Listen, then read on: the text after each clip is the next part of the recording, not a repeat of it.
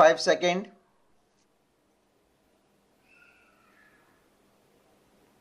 Start.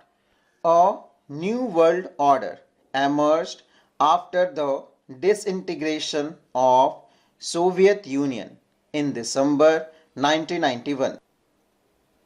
What happened was the US dominance or the US hegemony in world politics. The United States was now in a position to direct and control world politics in a manner it had not happened before. Although the US hegemony did begin in 1991 after the Soviet Union collapsed, some aspect of US hegemony has already appeared in 1960s. You saw how the Soviet Union under the leadership of Gorbachev had to yield to the US pressure during the Cuban Missile Crisis in 1962. The year 1989 saw the end of Soviet domination over Poland, Hungary, Romania, and other East European countries. The disintegration of Soviet Union in 1991 was a cumulative effort of all these factors. What emerged for the ruins of the old world order, bipolar world, was the new world order about which the US President George Bush Sr. and hinted in a very clear manner. As a matter of fact, the first Gulf War against Iraq directly displayed the mark of US hegemony in world politics.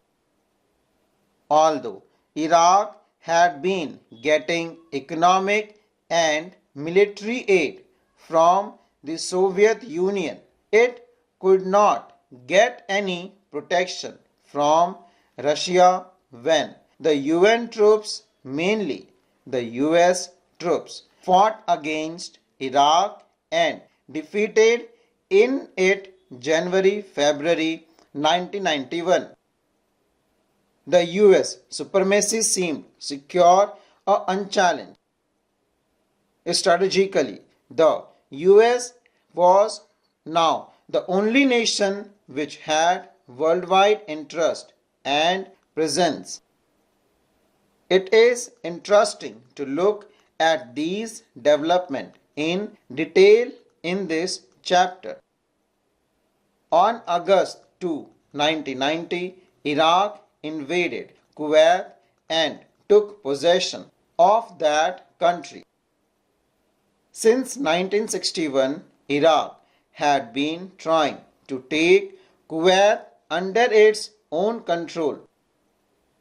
It considered Kuwait to be a province of Iraq. But the root cause of the conflict lay in the fact that with Kuwait's occupation, her vast oil resources could be owned by the Iraqi regime of Saddam Hussein. Iraq could defeat and occupy Kuwait in just 6 hours. The American President George Bush the Sr. knew very well that the Soviet Union was entangled in its domestic problems and was also faced with a grave economic crisis. Therefore, the easiest way to expand American influence in that region was to take action against Iraq. Operation Desert Storm, with the US President George Bush taking a leading role. The UN Security Council passed a resolution calling for the immediate withdrawal of Iraqi forces from Kuwait. The United States, the other Western powers, and some Arab nations stated deploying their troops and aircrafts in Saudi Arabia so that they were ready for immediate action. The coalition forces numbered a total of 660,000 troops from some 34 countries. Of these, the United States alone had deployed 330,000 troops and 1,300 aircrafts. The Security Council authorized the use of military force if Iraq failed to withdraw her troops from Kuwait by 15 January 1991. Iraq's failure to do so resulted in massive air strike from 17 January 1991. This military action against Iraq under an American general H. Norman Schwarzkopf came to be known as Operation Desert Storm. The objective of the Operation Desert Storm was to force Iraq to withdraw its troops from Kuwait. The air attacks and the land war caused extensive damage to Iraqi roadways, railways, airports, power plant and arms depot. Iraqi dictator Saddam Hussein was forced to surrender to the coalition forces. On 28 February 1991, Iraqi Foreign Minister stated that Iraq agreed to withdraw its forces from Kuwait and to comply fully with Security Council resolution. Thus, Kuwait was liberated and with it ended the First Gulf War. This was established the US hegemony and superiority in the world. The Gulf War shattered the illusion of Arab unity. 12 out of 20 Arab countries had dispatched their troops to Saudi Arabia fight against Iraq. Although the war ended in February 1991, the sanctions imposed on Iraq continued for many years. Between 1991 and 1998, the UN inspectors moved all over Iraq carrying out surprise inspections of suspected storage of chemical and biological weapons.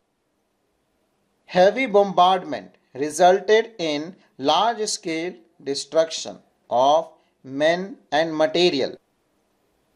This war established beyond all doubt that in the field of technology, the USA had left the other nation far behind.